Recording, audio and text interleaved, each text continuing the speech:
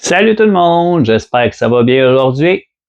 Est-ce que tu es le genre de personne qui pourrait être inquiète de ne pas savoir comment réagir en présence d'une personne qui fait une réaction allergique grave? Mais dans cette vidéo-là, je vais t'expliquer c'est quoi une réaction allergique grave et comment utiliser un auto-injecteur. Donc, avant de commencer, je vais me présenter. Je m'appelle Mathieu Laliberté et je suis formateur certifié en premiers soins. Donc, c'est quoi une réaction allergique grave? Une réaction allergique grave, c'est une réaction exagérée du corps en présence d'un allergène. Ça va causer plusieurs symptômes qui vont aller des angioïdèmes, ce qui veut dire que il va y avoir une enflure au niveau des yeux, du nez, de la bouche, qui peut causer des problèmes respiratoires. Ensuite, il peut y avoir de l'urticaire. Urticaire, il va y avoir de grandes démangeaisons qui vont faire des petites boursouflures et aussi, il peut y avoir des problèmes gastro-intestinaux.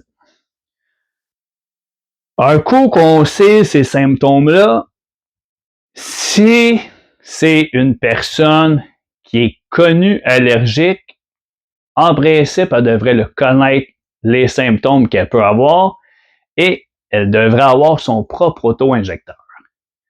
Si c'est une personne qui est non connue allergique, c'est des symptômes qui peuvent donner une bonne idée de risque d'allergie grave. C'est des symptômes qui vont être à surveiller. Si ça se passe dans un restaurant, la majorité maintenant ont déjà un auto-injecteur sur place.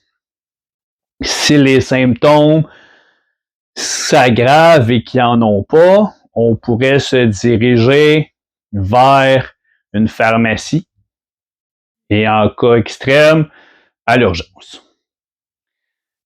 Il existe plusieurs types d'auto-injecteurs. Je vais vous les montrer. Il y a le fameux EpiPen que tout le monde connaît. On a l'Emerald et on a l'allergique. Tous les auto-injecteurs fonctionnent de la même manière. Sauf qu'il y a des dosages différents. Il y a un dosage pour enfants et un dosage pour adultes.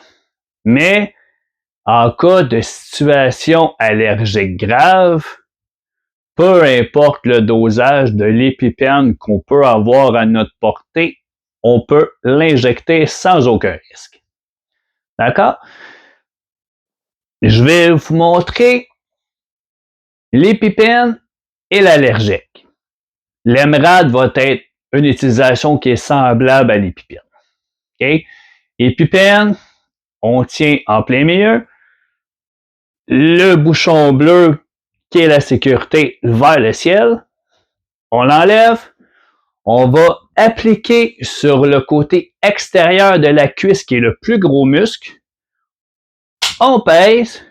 On va entendre un petit clic et on attend environ de 5 à 10 secondes.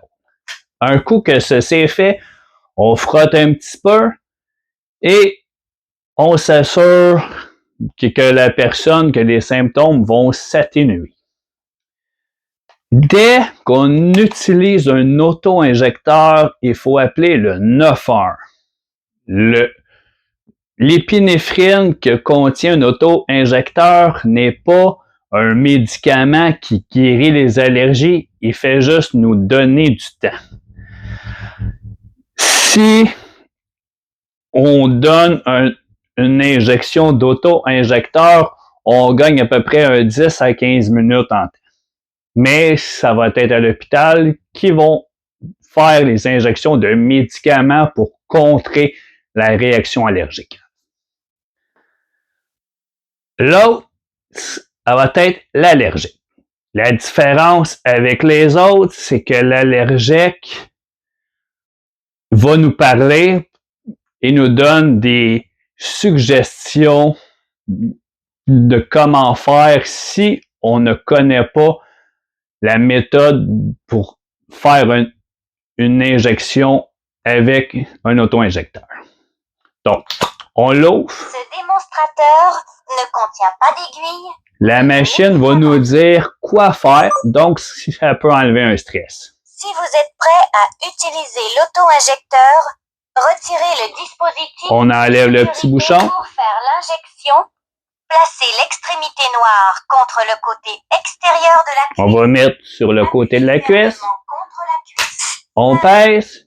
Un décompte se fait. 2, 1. Et c'est terminé. On a le même chose, on frotte un petit peu. Et on appelle le 911 pour ça aussi. Donc, c'est bien le fun une vidéo comme que je vous ai faite là, mais je l'ai dit souvent, rien ne vaut une réelle formation de premiers soins en présentiel, où est-ce qu'on va faire de la manipulation de matériel, où est-ce qu'il va y avoir des mises en situation, où vous allez pouvoir poser toutes vos questions à l'instructeur pour avoir des vraies réponses, qu'il n'y aura pas 8000 réponses trouvées sur Google, qui peut amener à porter à confusion sur certaines choses. Donc, une vidéo comme que je vous ai faite, ça peut être un outil en cas extrême, mais rien ne vaut une formation de premier soin. Donc, si vous avez aimé cette vidéo-là, vous pouvez vous abonner à ma chaîne YouTube. Et sinon, j'espère vous voir dans une de mes formations peut-être un jour. Donc, je vous souhaite une bonne journée et peut-être à bientôt.